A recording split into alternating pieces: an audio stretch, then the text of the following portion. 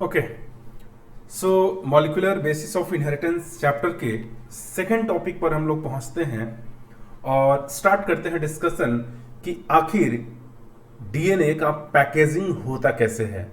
जिस डीएनए को हम लोग समझते हैं कि डीएनए एक थ्रेड लाइक स्ट्रक्चर है, आखिर वो जो थ्रेड लाइक स्ट्रक्चर है वही आगे चल करके क्रोमोसोम के फॉर्म में अपने आप को कन्वर्ट कर लेता है। आखिर ये जो डीएनए क्रोमोसोम के फॉर्म में कन्वर्ट करता है, आखिर ये कन्वर्जन जिसे हम लोग डीएनए पैकेजिंग के नाम से जानते हैं, ये पैकेजिंग होता कैसे है। पहले छोटी सी बात अगर हम जानने की कोशिश करें तो हमें पता चलेगा, जैसे अगर किसी भी एक सेल की बात कर ले, किसी भी एक नॉर्मल ह्यूमन सेल की बातें कर ले, तो हमें पता है कि हमारे किसी भी एक सेल के अंदर उसके न्यूक्लियस के अंदर टोटल 46 क्रोमोसोम हैं। क्लियर है? 46 क्रोमोसोम हैं। अगर इस क्रोमोसोम की बातें करें तो ये हमें पता है कि 23 क्रोमोसोम के दो सेट में रहते हैं। अगर किसी एक सेट की बात करें तो उस सेट के अंदर जितने सारे डीएनए हैं, उस डीएनए का जो टोटल बेस पेयर की बात करेंगे तो लगभग बेस पेयर कितना है, 6.6 इंटू 10⁹ बेस पेयर। यानी हमारे एक सेल के अंदर जितने डीएनए हैं, उस डीएनए के अंदर total number of nitrogen base pair जितना प्रेजेंट होता है, उसका टोटल डाटा कितना है, इतना। इसके पिछले लेक्चर में हमने जाना था, जब डीएनए के कॉन्फ़िगरेशन के बारे में हम स्टडी कर रहे थे कि डीएनए का क्या स्ट्रक्चर होता है, उसका कैसा डीएनए हेलिकल स्ट्रक्चर होता है, डीएनए हेलिक्स का लेंथ कितना होता है। आपको याद आ रहा होगा, मैंने आपसे बोला था कि एक डीएनए हेलिक्स का लेंथ होता है 3.4 नैनोमीटर, और मैंने बोला था कि दो नाइट्रोजन बेस पेयर के बीच का जो लेंथ होता है वो कितना, 0.34 नैनोमीटर है। यानी इतना लेंथ है दो के बीच में। तो टोटल जो नाइट्रोजन बेस पेयर है इसके बीच में लेंथ कितना होगा, तो हम मल्टीप्लाई अगर कर दे उतना होगा। अगर मैं इधर मल्टीप्लाई करके देखूं 6.6 इंटू 10⁹ इंटू 0.3 नैनोमीटर। अब इस नैनोमीटर को किससे कन्वर्ट करेंगे, मीटर में कन्वर्ट करेंगे।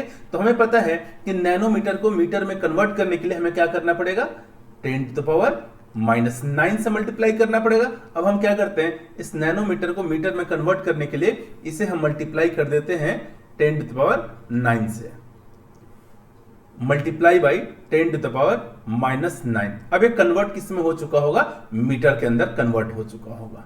क्लियर है? अब अगर इसे कैलकुलेट करके आप देखोगे, ये तो सीधा का सीधा आपको कटता हुआ दिखाई दे रहा है ना, खल्लास।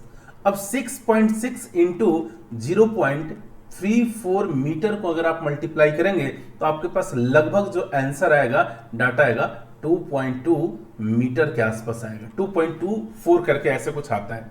यानी जो एक डीएनए है हमारे न्यूक्लियस के अंदर, एक डीएनए का लेंथ कितना है, 2.2 मीटर है। यानी इतना बड़ा डीएनए है।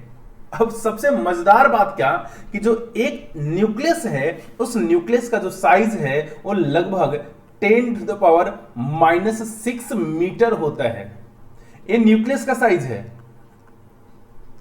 अब इतने छोटे से न्यूक्लियस में 2.2 मीटर का जो डीएनए है, वो डीएनए आखिर कैसे अंदर पैक्ड रहता है, हमें उसी के बारे में जानना है। ये है ना बड़ा रोमांटिक सी बात, बिल्कुल एक तरीके से अंदर मतलब बिल्कुल अंदर से एक्साइटमेंट आ रहा होगा कि आखिर इतना छोटा सा डीएनए, इतना छोटा सा न्यूक्लियस जिसका साइज क्या है 10⁻⁻6 मीटर, इतने छोटे से न्यूक्लियस के अंदर इतना बड़ा सा डीएनए आखिर कैसे रहता होगा। ये तो वही बात हो गई ना यार ये तो वही बात हो गया कि कमरा छोटा सा और आदमी ज्यादा। आखिर कैसे रहता होगा, थोड़ा सा हम इसके इंट्रोडक्शन के बारे में जानते हैं। तो ये जो 2.2 मीटर का डीएनए है, इस छोटे से न्यूक्लियस के अंदर आखिर कैसे रहता है, प्रेजेंट कैसे रहता है, इसी के बारे में हम जानेंगे, जिस टॉपिक का नाम क्या है, packaging of DNA helix. Packaging of DNA helix. यानी हम पढ़ने चलेंगे कि आखिर डीएनए हेलिक्स को हम न्यूक्लियस के अंदर पैक कैसे करके रखते हैं, किस तरीके का अरेंजमेंट होता है, किस तरीके का कन्फॉर्मेशनल चेंजेस आता है, वो सारी बातें हम करेंगे। क्लियर है? पहले मैं डाटा को हटा दूं यहां से। एक कैलकुलेशन लेकिन आपको ध्यान रखना है, कैलकुलेशन हमारे लिए इंपॉर्टेंट है।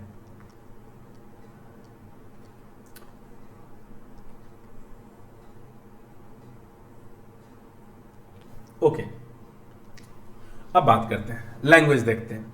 चूंकि सीरीज ही हमारा एनसीईआरटी लाइन टू लाइन, हम लाइन टू लाइन देखते हैं। दे रखे taken the distance between two consecutive base pair. हमें पता है कि डीएनए का जो दो बेस पेयर है कंजिक्यूटिव पास पास वाला, उसका लेंथ कितना होता है, तो 0.34 नैनोमीटर। 0.34 नैनोमीटर। नैनोमीटर को अगर मीटर में कन्वर्ट करेंगे तो कुछ डाटा ऐसा आएगा। If the length of DNA double helix, एक डबल हेलिक्स का, एक टिपिकल मैमेलियन सेल का अगर लेंथ देखे, अगर उसे हम कैलकुलेट करें, is calculated simply by multiplying the total number of base pair. Total number of base pair को मल्टीप्लाई करेंगे with the distance, with distance between the two consecutive base pair, that is 6.6 into 10 to the power 9 base pair into 0.34 into 10 to the power 9 metre per base pair. इसका जो total data आता है वो कितना आता है, 2.2 metre, जो already अभी हमने कैलकुलेट करके देखा भी था कि कैसे 2.2 मीटर का ये डाटा आया। क्लियर है यहां तक? यानी एक डीएनए का जो लेंथ है वो कितना है, 2.2 मीटर है।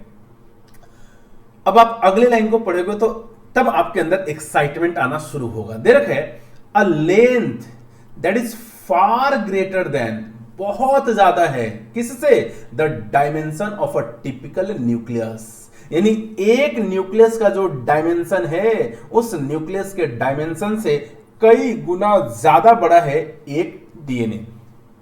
न्यूक्लियस का डायमेंशन कितना होता है, तो approximately 10 to the power -6 metre. How is such a long polymer packed into a cell. यानी इतना लॉन्ग पॉलीमर एक सेल के अंदर आखिर पैक रहता कैसे है? ये बड़ा अजूबा नहीं है क्या? ये बड़ा एक्साइटमेंट क्रिएट करने वाली बात नहीं है क्या? बिल्कुल है। देखते हैं कैसे।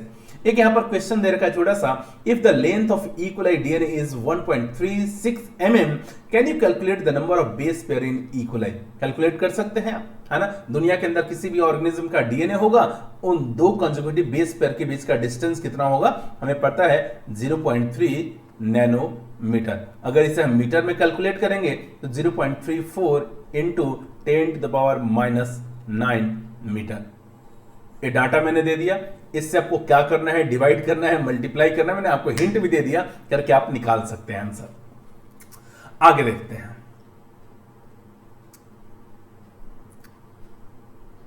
हाँ, यहां से दे रखा है in prokaryotes such as E. coli, though they do not have a defined nucleus, the DNA is not scattered throughout the cell. The DNA is not scattered throughout the cell. DNA कैसा charge होता है, सबको पता है, negatively charge होता है। किसके कारण? तो यही बात हमें पता होना चाहिए, just because of phosphate group, है ना? फॉस्फेट ग्रुप के पास कैसा आयनिक फॉर्म होगा, नेगेटिव चार्ज होता है। तो डीएनए के बारे में दो चीज पता होना चाहिए, एक तो डीएनए एसिडिक होता है और दूसरा डीएनए नेगेटिवली चार्ज होता है। अब एक फिजिक्स का लॉ है कि जब डीएनए अगर नेगेटिव चार्ज है तो ये किसके तरफ अट्रैक्ट होगा? ऑब्वियस सी बात है, पॉजिटिव चार्ज की तरफ अट्रैक्ट होगा, है ना? तो ये जो डीएनए है कुछ प्रोटीन के संपर्क में रहता है, और ये जो प्रोटीन है जो कि अमीनो एसिड, इसके पास कैसा चार्ज है, तो पॉजिटिव चार्ज है। यानी ये डीएनए नेगेटिवली चार्ज, ये प्रोटीन पॉजिटिवली चार्ज, दोनों जब आपस एक साथ रहेंगे तो दोनों के बीच में कैसा फोर्स लगेगा? अट्रैक्टिव फोर्स लगेगा। पढ़ाया गया है ना कि नेगेटिव और पॉजिटिव अट्रैक्ट ईच अदर। दे रखा है लाइन, दो the cell DNA being negatively charge is held with some protein, इसको प्रोटीन के साथ रोका जाता है। प्रोटीन के पास चार्ज कैसा है? That have positive charges in a region termed as nucleoid. Nucleoid word याद आ रहा होगा कि जो बैक्टीरिया है, जो प्रोकैरियोट्स है, प्रोकैरियोट्स का जो न्यूक्लियस होता है, न्यूक्लियस की वेल डेवलप्ड नहीं होता है, ऐसे न्यूक्लियस को हम लोग नाम क्या दिया करते थे? न्यूक्लियाइड या जीनोफोर, या फिर इंसिपिएंट न्यूक्लियस, या फिर fibrillar nucleus. The DNA in nucleus is organized in large loops held by protein. कैसे? तो देखते हैं। अब यूकैरियोट्स की बातें करते हैं, ये इंपॉर्टेंट भी है, आपको ध्यान रखना है। यहां पर कुछ स्पेशल प्रोटीन का नाम आने जा रहा है, जैसे हिस्टोन प्रोटीन का नाम आएगा, आपको याद रखना है। हिस्टोन प्रोटीन का नाम अभी आने जा रहा है, याद रखना है। नॉन हिस्टोन प्रोटीन का नाम याद रखना है ना। ये दो मेन प्रोटीन है जो डीएनए को पैकेजिंग में बड़ा इंपॉर्टेंट रोल प्ले करता है। कैसे होता है बात करते हैं थोड़ा सा। दे रखा है the eukaryotes, in eukaryotes this organisation is much more complex. Eukaryotes के अंदर ये जो डीएनए पैकेजिंग का ऑर्गेनाइजेशन है प्रोकैरियोट्स के जितना सिंपल नहीं है। there is a set of positively charged basic protein, और उन बेसिक प्रोटीन को हम लोग क्या बोलते हैं, हिस्टोन प्रोटीन। ध्यान रखना है, बहुत कीमती लाइन आ चुका है। अपन क्या बोल रहे हैं, पॉजिटिवली चार्ज्ड बेसिक प्रोटीन, और उस पॉजिटिवली चार्ज्ड बेसिक प्रोटीन को नाम क्या दे रहे हैं, हिस्टोन प्रोटीन। अब ये हिस्टोन प्रोटीन के बारे में थोड़ा सा बात ना करूं तो आपके साथ नाइंसाफी होगा। बात करते हैं हिस्टोन प्रोटीन के बारे में डिटेल में थोड़ा सा।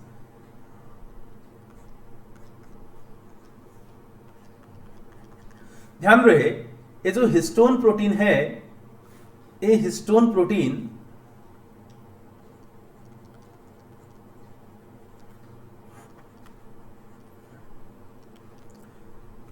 एक्चुअल में टोटल 5 टाइप्स का होता है। ये कितने टाइप्स का है, 5 टाइप्स का है। कौन कौन से, तो नाम लेते हैं अपन। H1 histone protein, H2A histone protein, H2B histone protein, H3 and H4। ये 5 टाइप के हिस्टोन प्रोटीन होते हैं। लेकिन सबसे खूबसूरत बात क्या कि ये जो H2A, H2B, H3 and H4, ये जो चारों है ना, ये चारों एक्चुअल में डाइमर के फॉर्म में प्रेजेंट रहते हैं। डाइमर कहने का मतलब क्या, इनका नंबर 2-2 होता है। अब ये चारों का नंबर अगर 2-2 है तो टोटल ये चारों कितने हो गए, 8, और एक हिस्टोन प्रोटीन H1, तो टोटल कितने हो गए, एक A हो गया, तो टोटल कितने हो गए, 9। यानी during the role of packaging at a time, एक बार में total 9 histone protein role play करता है। लेकिन हमें पता होना चाहिए कि हिस्टोन प्रोटीन टोटल कितने टाइप्स के होते हैं, तो 5 टाइप के होते हैं, H1, H2A, H2B, H3 and H4। लेकिन H2A, H2B, H3 and H4 ये डाइमर के फॉर्म में प्रेजेंट रहते हैं, इनका नंबर 2-2 रहता है। दैट इज वाई हम क्या बातें कर रहे हैं कि हिस्टोन प्रोटीन का टोटल नंबर कितने हैं, 9। क्लियर है। अब अगली बात जो बोलने जा रहा हूं, थोड़ा सा इसे विशेष ध्यान से आप सुनना। ये जो H2A, H2B, H3, H4, यानी ये टोटल कितने हो गए, 8। आठों एक साथ एक सर्कुलर बॉल की तरह प्रेजेंट रहते हैं, और उस बॉल को, उस बॉल लाइक स्ट्रक्चर को हम लोग नाम क्या देते हैं, ऑक्टामर। ऑक्टा का मतलब ही क्या होता है, 8। यानी जो 8 हिस्टोन प्रोटीन है, 8 हिस्टोन प्रोटीन एक साथ एक बॉल लाइक स्ट्रक्चर में प्रेजेंट रहते हैं, जस्ट लाइक दिस। अब देखो ये राइट हैंड साइड पे, ये जैसे ऑक्टामेरिक प्रोटीन है, और इस ऑक्टामेरिक प्रोटीन में टोटल 8 प्रोटीन प्रेजेंट है। H2A इसका 2, H2B इसका भी 2, H3 इसका भी 2, और H4 इसका भी 2। कुछ इस तरीके से 2 इसका। अब डबल दिखाने के लिए मैं कुछ ऐसा लाइन बना देता हूं, 2 इसका। डबल दिखाने के लिए मैं कुछ ऐसा लाइन बना देता हूं, 2 इसका और 2 इसका। ये टोटल 8 हिस्टोन प्रोटीन एक साथ एक ग्रुप में प्रेजेंट है, और इसे हम लोग क्या बोलते हैं, ऑक्टामेरिक हिस्टोन प्रोटीन, या सिंपली ऑक्टामर।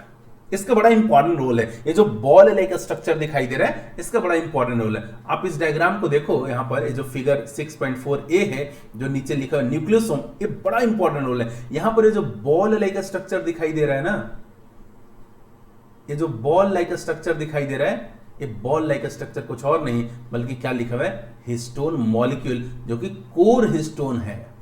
और ये एक्चुअल में यही क्या है, हिस्टोन ऑक्टामर।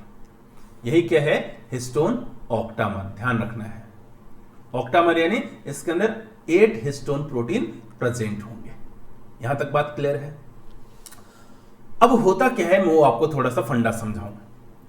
होता क्या है, बहुत सिंपल सी बात है, यहां पर मैं समझा रहा हूं। होता क्या है कि जो 8 हिस्टोन प्रोटीन का ऑक्टामर है ना, ये ऑक्टामर है, ठीक है। अब इस ऑक्टामर के ऊपर डीएनए आकर के रैप करता है। जैसे मैं बताऊं कि डीएनए यहां से स्टार्ट हुआ, ठीक है, यहां से स्टार्ट हुआ। अब ए जब डीएनए इसके ऊपर चक्कर लगाया तो अब जाकर के क्या हुआ, एक चक्कर यहां पर पूरा हो गया, एक चक्कर आपको पूरा दिखाई दे रहा है। अब यहां से दूसरा चक्कर स्टार्ट करता है, लेकिन दूसरा चक्कर कंप्लीट नहीं लगा पाता है। अब देखो लगभग इसे बोला जाता है 1.75 टर्न। मैं इसे देसी भाषा में अपन बोल सकते हैं क्या, 1.25 चक्कर बोल सकते हैं ना, कि 1.25 चक्कर लगाता है। अब ये इसका यहां से लेकर के यहां तक इस ऑक्टामर के ऊपर कितना चक्कर लगाया, 1.25 चक्कर लगाया, 1.75 टर्न लगाया। लेकिन डीएनए का एक एंड ए वाला फ्री है और एक एंड ए वाला फ्री। ये जो दोनों फ्री एंड है ना, इनको मैं रेड कलर से रिप्रेजेंट कर देता हूं। डीएनए का एक एंड ए फ्री है और दूसरा एंड ए फ्री है। ये जो दोनों फ्री एंड है, इन दोनों को आपस में जोड़ कौन देता है, तो H1 हिस्टोन प्रोटीन। इन दोनों को आपस में सील कौन कर दिया, जैसे एक ए और ये बाय द वे जो मेरा स्टाइलस है, पेन है, ये मान के चलो H1 है। ये दोनों को आपस में क्या कर दिया, कनेक्ट कर दिया। अब ये जो रिमेनिंग डीएनए है ये आगे की तरफ बढ़ जाएगा। अब अगली बात जो बोलने जा रहा हूं वो और कीमती है। ये जो डीएनए और हिस्टोन प्रोटीन कितने, 9। ये जो कंप्लीट स्ट्रक्चर बनता हुआ दिखाई दे रहा है ना, इस स्ट्रक्चर को हम लोग बोलते हैं न्यूक्लियोसोम। और बड़ा फेमस वर्ड है न्यूक्लियोसोम। और न्यूक्लियोसोम क्या, तो डीएनए को पैक करने का एक सबसे बेहतरीन स्ट्रक्चर है। जिस न्यूक्लियोसोम के अंदर क्या क्या प्रेजेंट होता है, अगर इस न्यूक्लियोसोम की मैं बात करूं तो इसके अंदर क्या क्या प्रेजेंट है, ऑक्टामरिक प्रोटीन है plus H1 histone protein present है। H1 को हम लोग लिंकर भी बोलते हैं, लिंकर यानी जोड़ने वाला, ये प्रेजेंट। प्लस ऑक्टामर के ऊपर जितना डीएनए रैप्ड है वो लगभग 154 बेस पेयर है, न्यूक्लियोटाइड से बेस पेयर, और यहां पर 46, दोनों मिलाकर कितने हो जाते हैं, लगभग 200 नाइट्रोजन बेस पेयर। अब अगर आपसे कोई पूछे कि न्यूक्लियोसोम मॉडल में क्या होता है, तो न्यूक्लियोसोम मॉडल में कुछ और नहीं बल्कि डीएनए का पैकेजिंग होता है। और डीएनए का पैकेजिंग कुछ इस तरीके से होता है कि टोटल 9 हिस्टोन प्रोटीन इन्वॉल्व्ड होते हैं, उसमें से 8 ऑक्टामेरिक फॉर्म में होता है और एक H1 लिंकर हिस्टोन प्रोटीन के फॉर्म में होता है, और टोटल 200 नाइट्रोजन बेस पेयर इसमें इन्वॉल्व होता है। यानी 200 nitrogen base pair plus 9 histone protein, ये जो पूरा अरेंजमेंट दिखाई दे रहा है ना, इसी अरेंजमेंट को हम लोग नाम क्या देते हैं, न्यूक्लियोसोम। देखते हैं इसका लैंग्वेज को, दे रखा है language. A protein acquires charge depending upon the abundance of amino acid residue with charge side chain.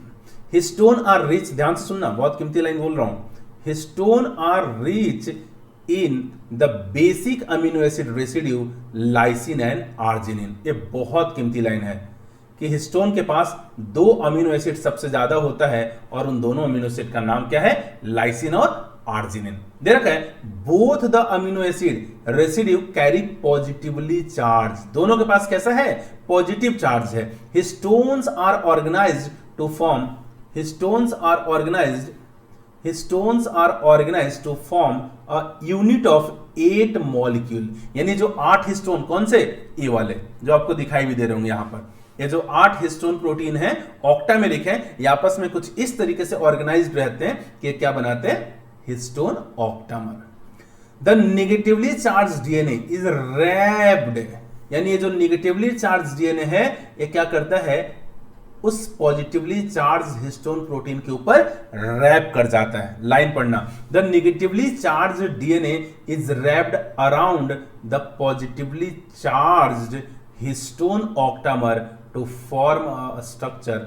उस स्ट्रक्चर को हम लोग क्या बोल रहे हैं, न्यूक्लियोसोम। बहुत खूबसूरत लाइन है और ये बहुत बहुत बहुत इंपॉर्टेंट लाइन भी है।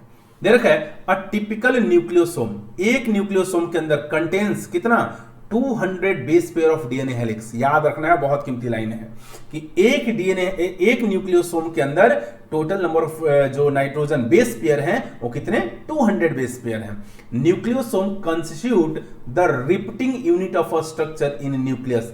अब होता क्या है, मैं थोड़ा सा इसको और एलाबोरेट करूं कि ये जो न्यूक्लियोसोम है, जैसे एक न्यूक्लियोसोम ऐसा बॉल के जैसा दिखाई दे रहा है, ठीक है। अब यहां से डीएनए आगे बढ़ा, अब ये दूसरा न्यूक्लियोसोम, अब ये आगे बढ़ा, ये तीसरा न्यूक्लियोसोम ऐसे आगे बढ़ा, ये चौथा, ये आगे बढ़ा, ऐसे इस सो ऑन, ये स्ट्रक्चर कंटिन्यूअसली मूव करते रहता है। अब ध्यान से देखो, एक तरीके से लग नहीं रहा कि मोतियों की माला के जैसा है ना, दिखाई दे रहा है ना, मोतियों का माला, जैसे रुद्राक्ष का माला होता है ना, अंदर रस्सी ऊपर गोल गोल सा मोती सा दिखाई दे रहा है। सेम कुछ उसी तरीके से स्ट्रक्चर आगे की तरफ कंटिन्यू होता जाता है। लैंग्वेज देखते हैं, दे रखा है nucleosome constitute the repeating unit of a structure in nucleus. और जब रिपीटिंग यूनिट बनता है तब इसी को हम लोग क्या बोलते हैं, chromatin. Thread like stained bodies seen in nucleus. अगला लाइन जो आने जा रहा है ना, आप ध्यान रखना, बहुत इंपॉर्टेंट है। The nucleosome in chromatin are seen as. जो न्यूक्लियोसोम है, अगर क्रोमैटिन को स्टडी करेंगे तो कैसा दिखाई देगा, बीट्स ऑन अ स्ट्रिंग।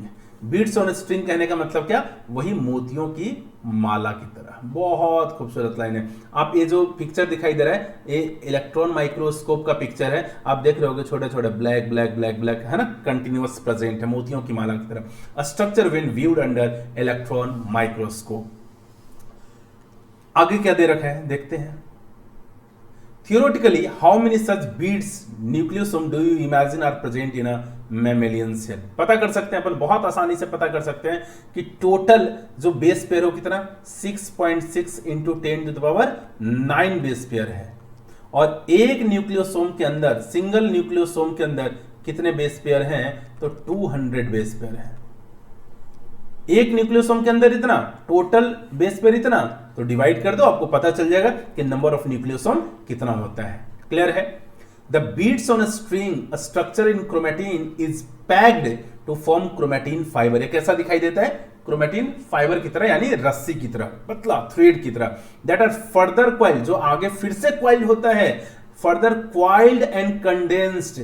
कब, लाइन बहुत कीमती है, chromatin fibre that are further coiled and condensed, कब, at metaphase stage of cell division to form chromosome. That is why जब आपको सेल डिवीजन 11 में पढ़ाया जाता है तब आपको बोला जाता है कि chromosome can be best studied या chromosome can be best visible at which stage of the cell division. तो ध्यान रहे, at the metaphase stage of cell division, यानी मेटाफेज स्टेज में क्रोमोसोम बन चुका होता है और क्रोमोसोम हमें अच्छे से दिखाई देना शुरू हो चुका होता है।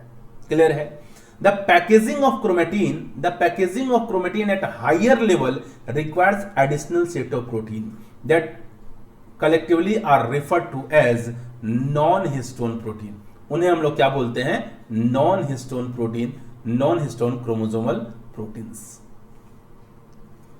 इन a typical nucleus some region of chromatin. ये भी जो लाइन आ रहा है ना, जो पैरा है ना, बहुत इंपॉर्टेंट पैरा है। इसे आप भगवान समझो, नीट के लिए तो बेहद बेहद बेहद इंपॉर्टेंट पैरा है। दो वर्ड, एक वर्ड इसके अंदर है यूक्रोमैटिन और दूसरा वर्ड है इसके अंदर हेट्रोक्रोमैटिन।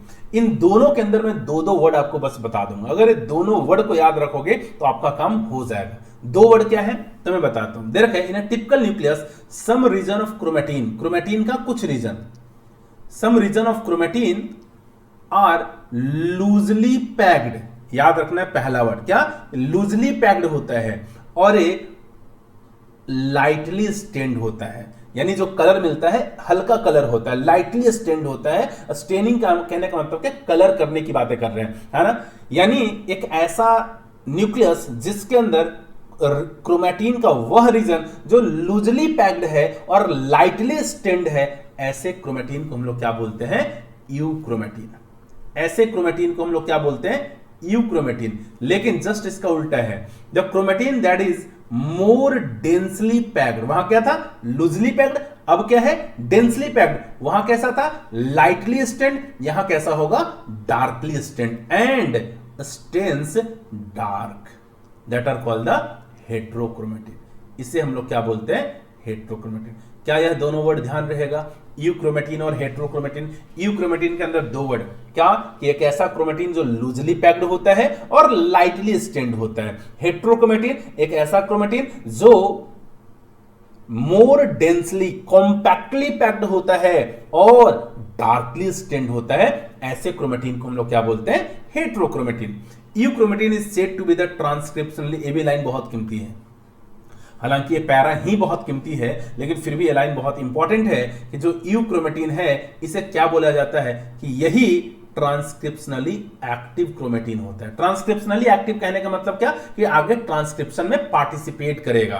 ट्रांसक्रिप्शन में क्या, तो एक ऐसा डीएनए जो आगे चलकर क्या बनाने जा रहा है, आरएनए बनाने जा रहा है, ये वही यूक्रोमेटिन होता है। जबकि whereas heterochromatin is inactive, heterochromatin is transcriptionally inactive, transcription में पार्टिसिपेट नहीं करता है, ट्रांसक्रिप्शनली इनएक्टिव, ध्यान रखना है।